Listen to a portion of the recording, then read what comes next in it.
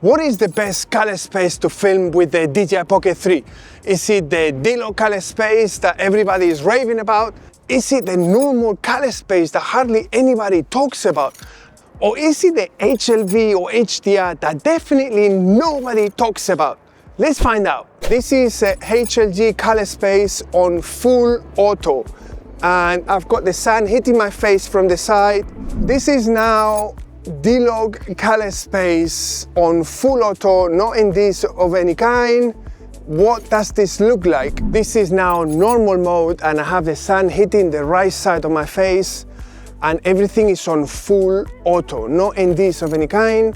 What does this look like? Which mode is the best to film with this camera?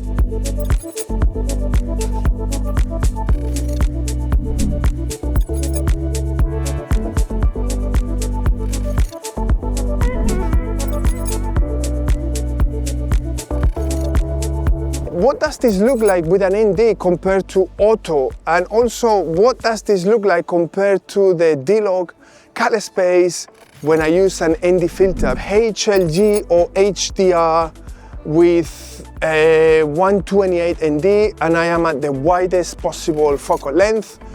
D-Log color space with an ND28. I've got the sun hitting my face. This is on 1/50th of a second as it's supposed to be because I'm on 4K 25.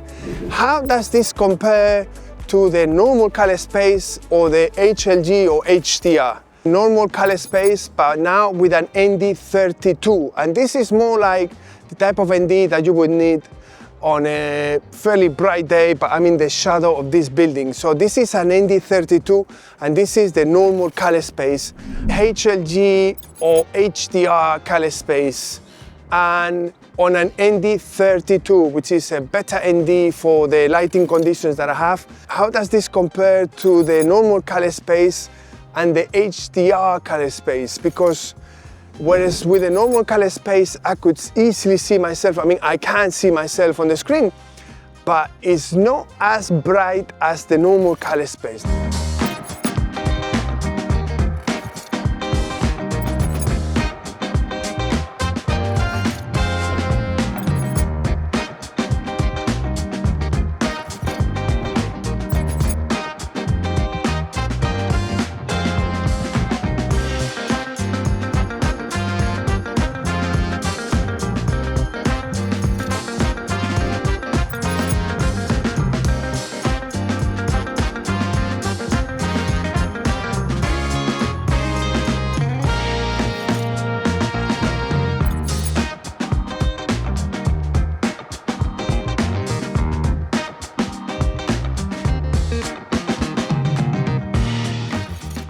So what do you think about the color spaces so far? I mean, everybody has been raving about the D-Log color space, and that includes myself as well. I've done a few videos about it, and it's a really nice color space, don't get me wrong.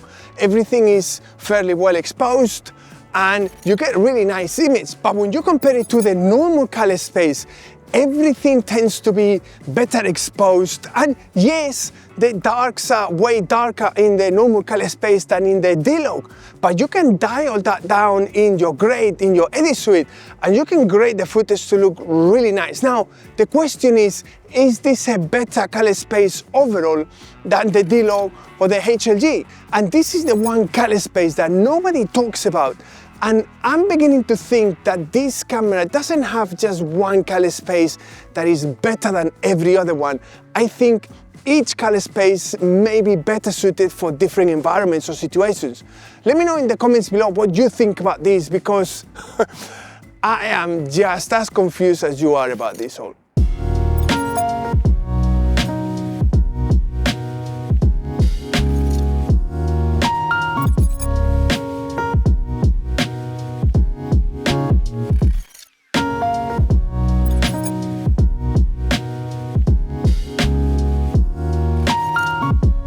And this is now D-Log on an ND64 on a cloudy day. So what does this look like compared to the other two color spaces? Same settings as before. The EV is minus 0.7, and How do you feel about this? Can you tell any difference? Not so much now when the footage is raw on camera, but when I grade it, because that's all that matters really.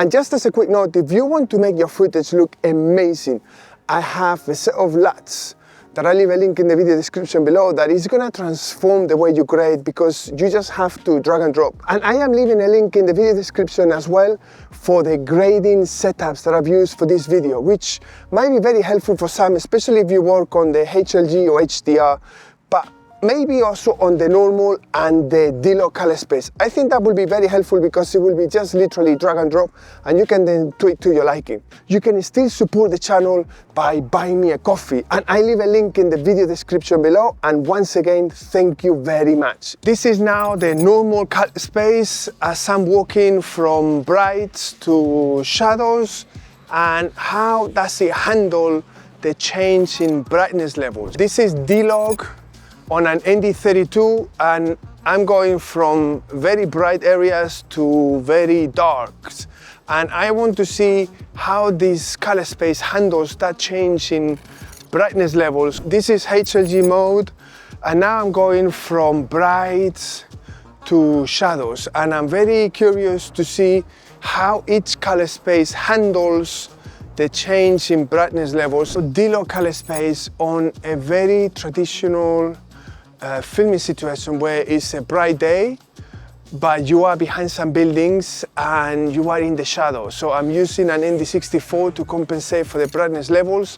This is now HLG, and this is a very common filming situation where you are in a very bright day, but you are behind some buildings and you got some casted shadows. The question is, how does this color space compare to the other two color spaces for this particular camera in this particular environment? Is this any better or worse? Because I can clearly see myself on the screen here, whereas with the other two color spaces, I would struggle.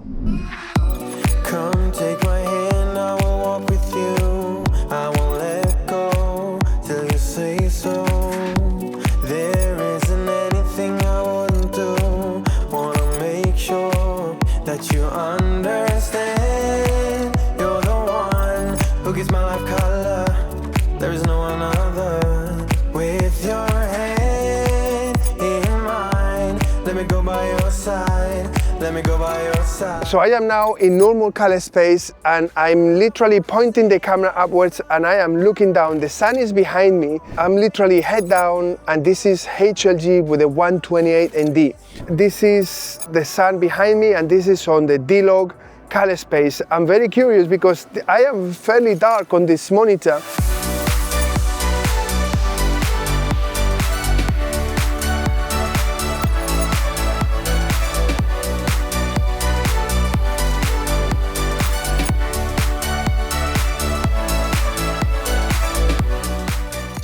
So which color space you feel is the better color space based on the footage that I just showed you? Because I don't feel it's the right thing for me to say that you should use this color space or that color space, because we all work in different ways. The HLG or HDR seems to give you very nice images, but seems to blow the highlights. So, and you can clearly see that in the clouds, in the samples that I've showed you.